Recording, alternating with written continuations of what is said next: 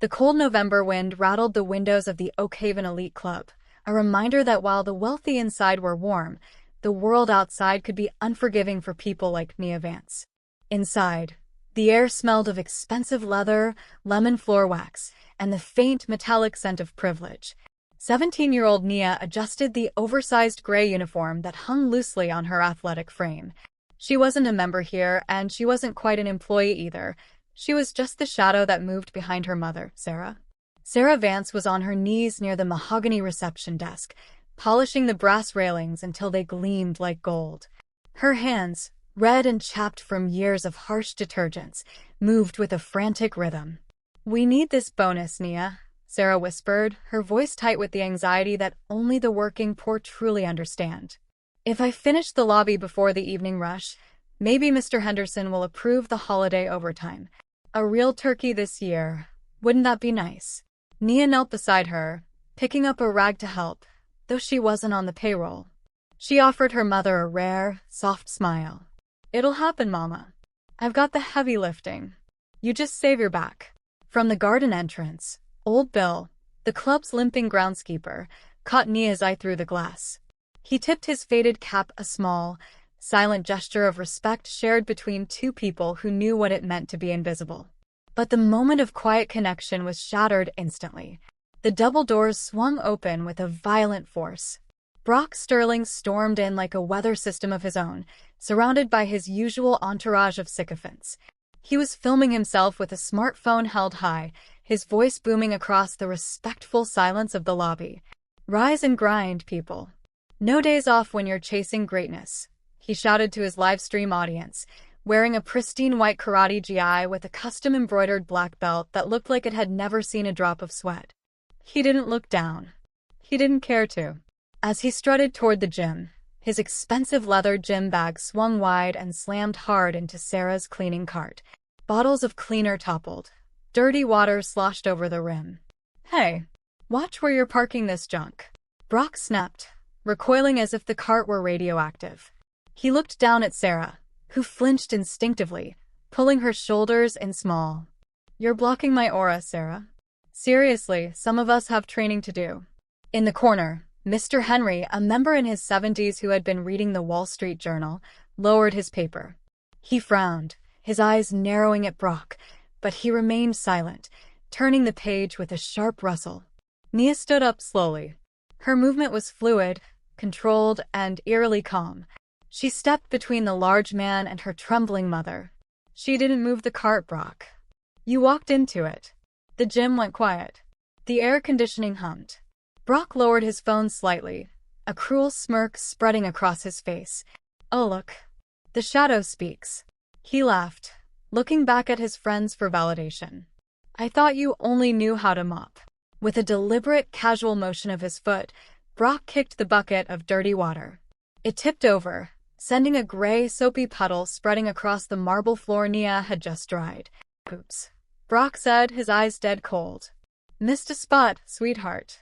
Better clean that up before a paying member slips. We wouldn't want your mom to lose her job right before Thanksgiving, would we?" Sarah gasped, immediately dropping to her knees to sop up the mess with her sleeves. Nia didn't move. She stared at Brock, her breathing steady, her eyes locking onto his. As Nia gripped the mop handle until her knuckles turned white, Brock whispered to his phone camera, "Watch this space, guys. We're going to have some fun with the help this week."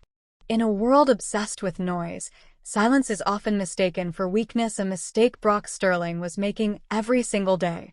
The late afternoon break offered a brief refuge from the toxicity inside. Behind the club's meticulously manicured hedges, near the service entrance where the wind bit a little sharper, old Bill sat on an overturned crate. He poured steaming black coffee from a battered metal thermos into 2 small cups, the steam rising like a ghostly ribbon against the gray November sky. "Drink up, child," Bill said, his voice raspy but warm, like dry leaves skittering on pavement. He broke a simple turkey sandwich in half, offering the larger piece to Nia. "You held your tongue in there. That took discipline." Nia wrapped her hands around the hot cup, letting the warmth seep into her frozen fingers. "I wanted to say more, Bill. I wanted to scream." Bill chuckled softly, his eyes crinkling at the corners. A thunderstorm is loud, but it passes. A mountain is silent, and it remains. He leaned in, his expression turning serious. A true soldier fights only when the war comes to him, Mia. Not before. You remember that. But the war was closer than they thought. The heavy metal service door banged open, and Brock emerged, phone already held high, the red live icon pulsing on his screen. He had tracked them down. And here we have the VIP lounge for the help, Brock announced to his digital audience, zooming in on their meager lunch. Look at this pathetic pre-Thanksgiving feast. A dry sandwich and, what is that? Gutter water. The comments on his screen scrolled by in a blur of laughing emojis. Nia stood up slowly, placing her cup down. Leave him alone, Brock. He's not bothering you. He's bothering my aesthetic, Brock sneered.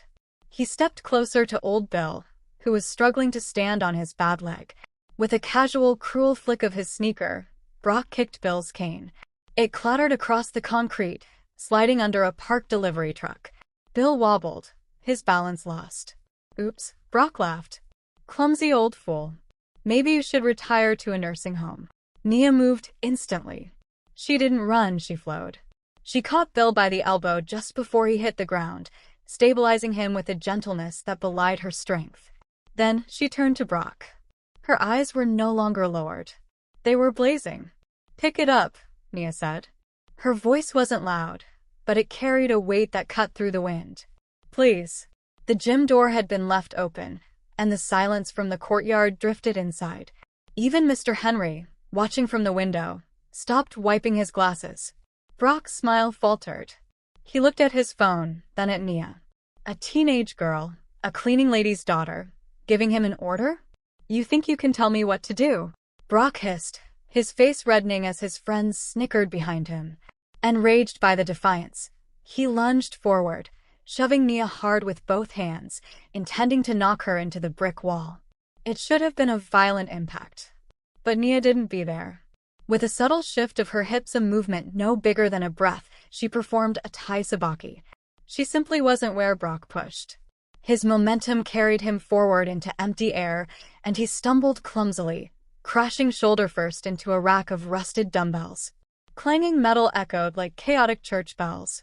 Brock scrambled to regain his footing, his pristine white GI now smudged with grease.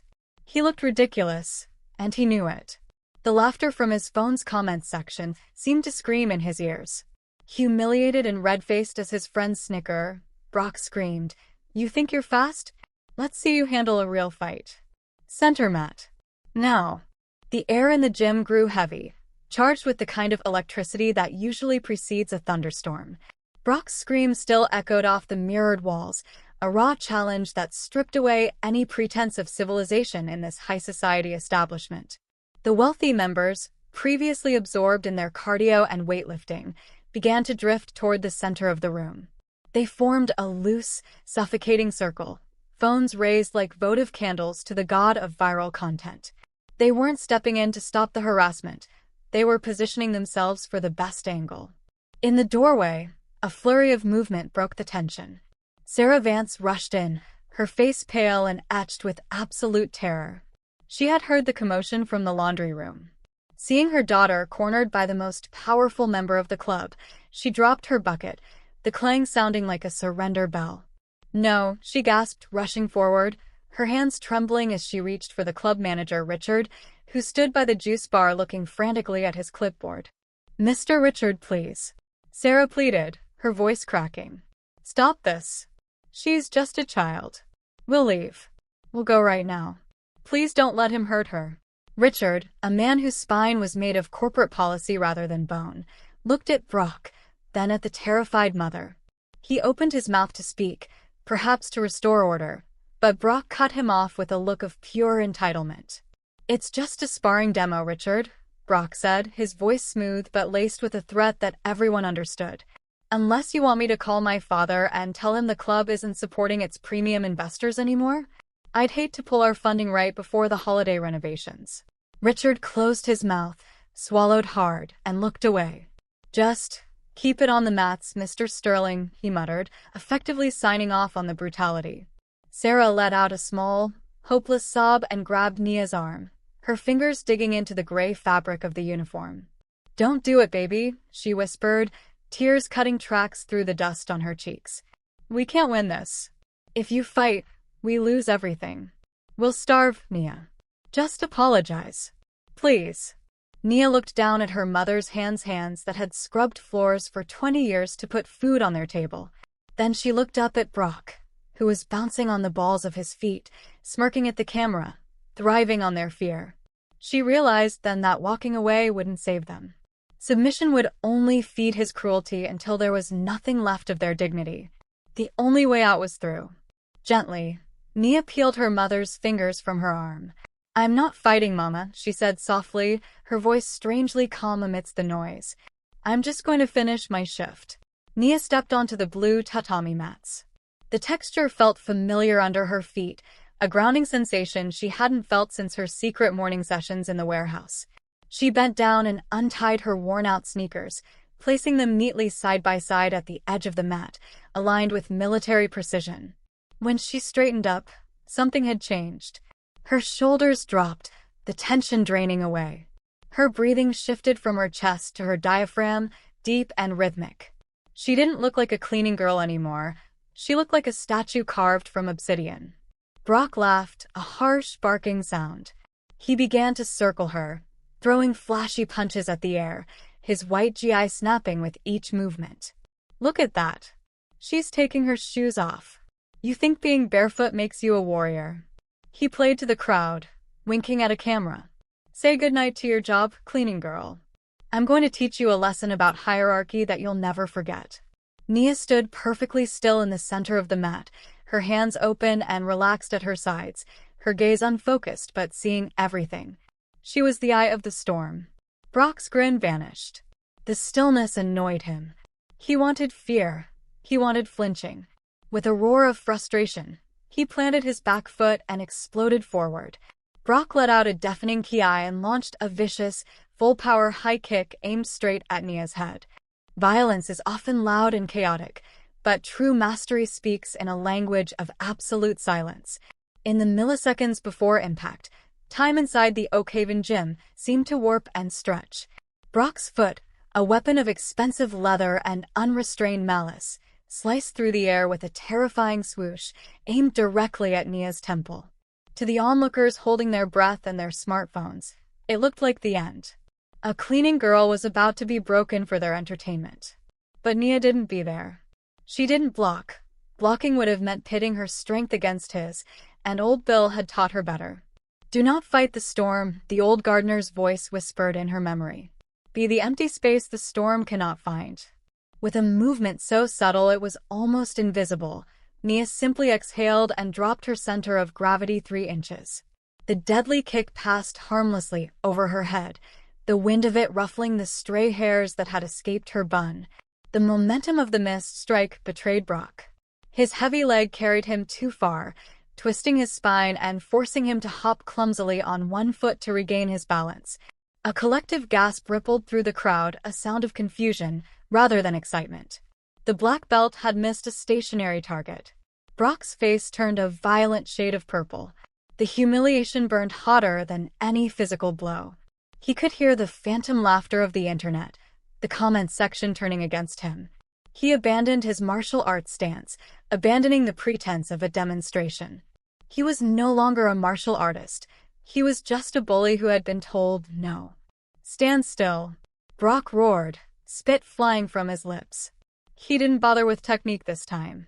He balled his hands into fists and charged like a raging bull, winding up a massive haymaker punch intended to take her head off. It was a street brawl move, wild and desperate. Nia watched him come.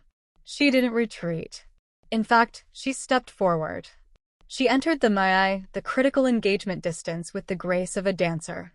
As Brock's fist swung toward her face, Nia raised her left hand, not to stop him, but to welcome him.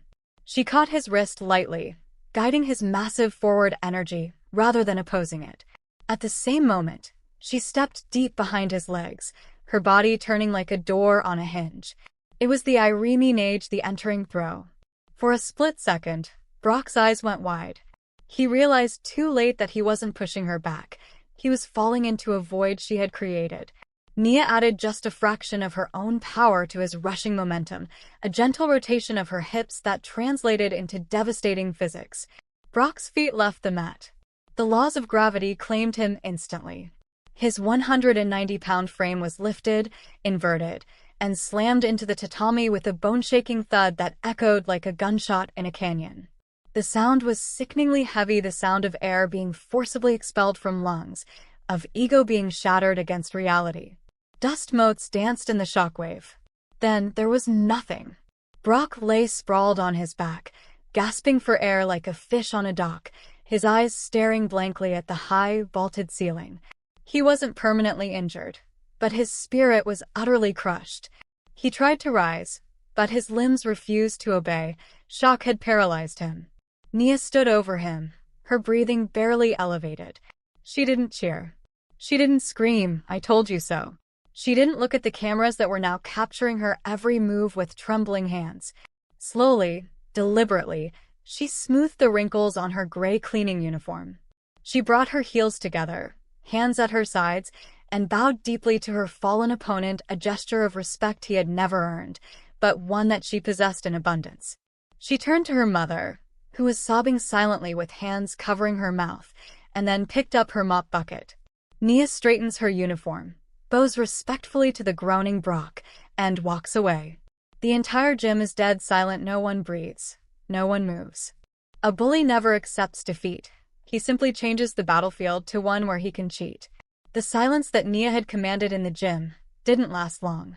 It was quickly replaced by the terrifying, bureaucratic rustle of legal papers and the cold slam of closed doors.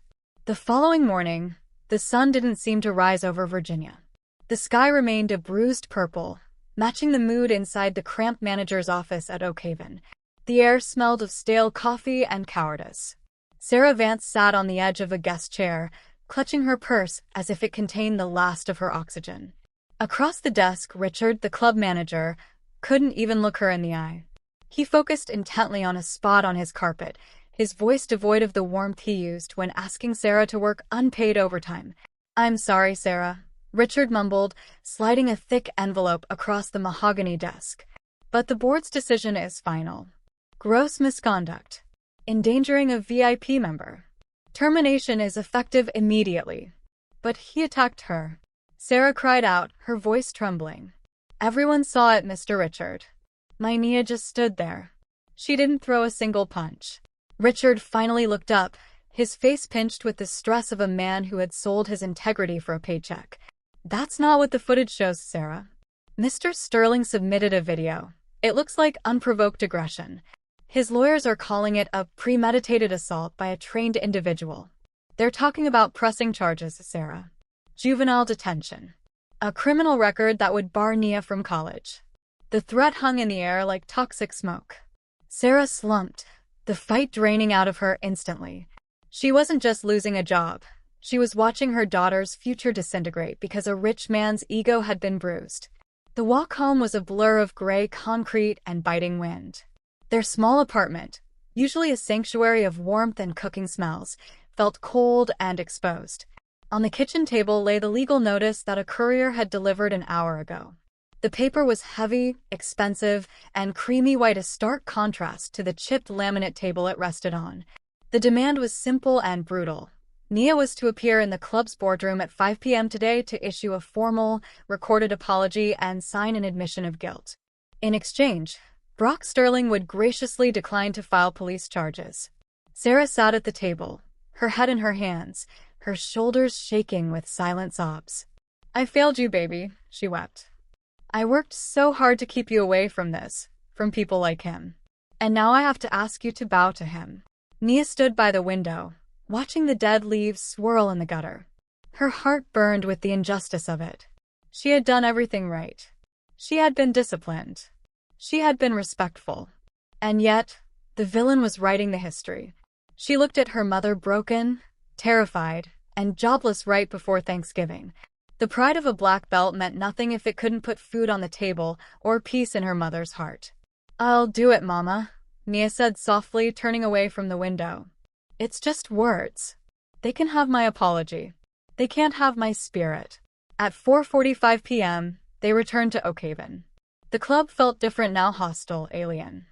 The staff members Nia had known for years averted their eyes as she and Sarah walked toward the elevators. They were pariahs, walking the Green Mile to their own execution. They reached the top floor. The hallway to the boardroom was lined with portraits of the club's founders, stern men who looked down on them with disapproval. Sarah adjusted Nia's collar, trying to smooth out dignity from the wrinkles of defeat. "Just say what they want, honey. We'll get through this. We have each other." Nia nodded, her face a mask of stone, though inside she was screaming. She reached for the heavy brass handle of the boardroom door, ready to kneel, ready to surrender. But before her fingers could touch the metal, the elevator chime pinged behind them. It was a sharp, bright sound that cut through the gloom. The doors slid open. Nia turned and gasped. Stepping out wasn't the limping, hunched figure of the gardener she had shared a sandwich with yesterday. The man walking toward them stood 6 feet tall, his back as straight as a steel rod. He wore the dress blue uniform of a United States Army colonel, the fabric immaculate, the creases sharp enough to cut glass. Rows of ribbons and medals, silver stars, purple hearts, commendations for valor gleamed on his chest under the hallway lights. Old Bill No, Colonel William Tyrell didn't limp. He marched. He carried his old service cap under one arm and a thick leather briefcase in the other. He stopped in front of the stunned mother and daughter, his eyes warm but fierce, filled with the same fire that had trained Nia in the warehouse for 6 years. "Bill," Nia whispered, barely recognizing the legend standing before her. "At ease, Nia," he said, his voice deep and commanding, echoing with authority. He looked at the boardroom door, then back at her, a small, knowing smile playing on his lips. "You fought your battle perfectly, child. Now let me fight mine." Just as they reached the boardroom door, the elevator opens. Out steps old Bill, not in his gardener clothes, but in a pristine U.S. Army dress blue uniform with a colonel's eagles on his shoulders. "Hold your head up, soldier. The mission isn't over. The truth is like a lion. You don't have to defend it. You just have to let it loose." When Colonel William Tyrell pushed open the heavy double doors of the boardroom, the atmosphere inside shifted instantly from a tribunal to a court-martial. The air conditioning seemed to stop humming. Seated around the polished mahogany table were the 5 wealthiest board members of Oakhaven, with Brock Sterling lounging at the far end like a pampered prince awaiting his tribute. Brock didn't look up immediately.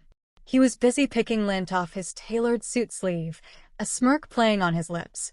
"About time," he drawled, not seeing who had entered. "I hope you brought a pen, Sarah. The admission form is quite lengthy." But the silence that followed was heavy and strange. Brock looked up, annoyed, only to find the blood draining from his face. He wasn't looking at a cleaning lady. He was looking at a decorated war hero standing at parade rest. At the head of the table, Mr. Abernathy, the club's 80-year-old chairman, slowly rose from his leather chair. His mouth fell open, his eyes wide behind his bifocals. "Colonel Tyrell?" Abernathy stammered, his voice trembling with disbelief. "My God. Bill? We thought you had moved to Florida years ago. We didn't know." "I didn't go anywhere, George," the colonel said, his voice deep and resonating off the wood paneling. "I just changed my uniform. It's amazing what people stop seeing when you put on a pair of work overalls and pick up a rake." He walked to the head of the table, his footsteps heavy and rhythmic. Brock shifted in his seat, his arrogance flickering. "Who is this?" Brock snapped, trying to regain control. "Security. Why is the gardener wearing a costume?" "Sit down, boy," Bill commanded. He didn't shout, but the authority in his tone made Brock sink back into his chair instinctively. Bill placed a small, silver USB drive on the center of the table. It clicked loudly against the wood. 3 months ago, after several complaints from staff that were ignored by management, Bill said, glancing sharply at Richard, who was now sweating profusely, "I exercised my rights as a founding shareholder to upgrade the security system personally. Specifically, high-definition audio and video in the common areas." He looked at Nia, his eyes softening. "I told you, child. A soldier prepares the battlefield."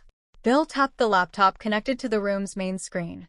The massive monitor on the wall flickered to life. It didn't show the grainy edited clip Brock had submitted. It showed 4K footage with crystal-clear audio. The room watched in stunned silence. They saw Brock kicking the cleaning cart. They heard the cruel insults about government cheese and ghetto names. They saw the relentless, daily harassment of a girl who did nothing but work and train in silence. And finally, they saw the fight. The screen showed Brock's unhinged rage, his wild, malicious punch, and Nia's singular defensive movement that used his own violence to subdue him. It wasn't an assault. It was a masterclass in self-control. When the video ended, the room was so quiet you could hear the traffic outside on the highway. Brock's face was pale, his mouth opening and closing like a fish. That's doctored. He's lying. He's just a senile old man protecting his pet. I saw it all. The voice came from the corner. Mr. Henry, the quiet member who usually only cared about the stock market, stood up. He looked at Brock with profound disgust. I was there. The Colonel's footage is accurate. The boy is a disgrace to this club and, frankly, to his family name. Mr. Abernathy turned to Brock, his face hard as granite. Mr. Sterling, your membership is revoked. Permanently. You will be escorted out immediately. And if you attempt to contact Ms. Vance or her mother again, our legal team, which is considerably more expensive than yours, will be in touch. Brock tried to bluster, to threaten, to scream about his father's money. But 2 security guards, men who had shaken Bill's hand on the way and firmly took him by the elbows and marched him out.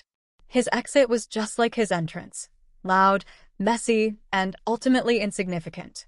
Abernathy turned to Sarah, who was weeping softly, holding Nia's hand. Mrs. Vance, on behalf of the board, I am deeply ashamed. Your termination is rescinded. In fact, we are in need of a new head of housekeeping. The position comes with a full benefits package and a significant raise. And a holiday bonus. An hour later, the sun had finally broken through the clouds. The November evening was crisp and golden. Nia and Bill sat on a wooden bench outside the club, watching the last of the autumn leaves drift to the ground. The nightmare was over. Sarah was inside, calling family to invite them for a real Thanksgiving dinner with the biggest turkey she could find. Nia looked at the old man beside her. He looked tired now, the adrenaline fading, but his eyes were bright. You saved us, Bill. Thank you. Bill smiled, reaching into his pocket. He pulled out a folded piece of white fabric, a simple, crisp white karate belt. He placed it in Nia's hands. I didn't save you, Nia. You saved yourself when you chose not to strike back in anger, Bill said gently. But the world knows your strength now. You don't need to hide anymore. He patted her shoulder, looking forward to the future. The black belt is in your heart, Nia. Now let's train for real. In the end, the loudest voice in the room wasn't the one that mattered. True strength often whispers, waiting for the moment when dignity speaks for itself. Like a sturdy oak standing firm in a winter storm, may we all find the courage to hold our ground, knowing that character always outlasts cruelty. If this story warmed your heart today, please share it with someone who might need a reminder that they, too, are strong enough to weather their own storms.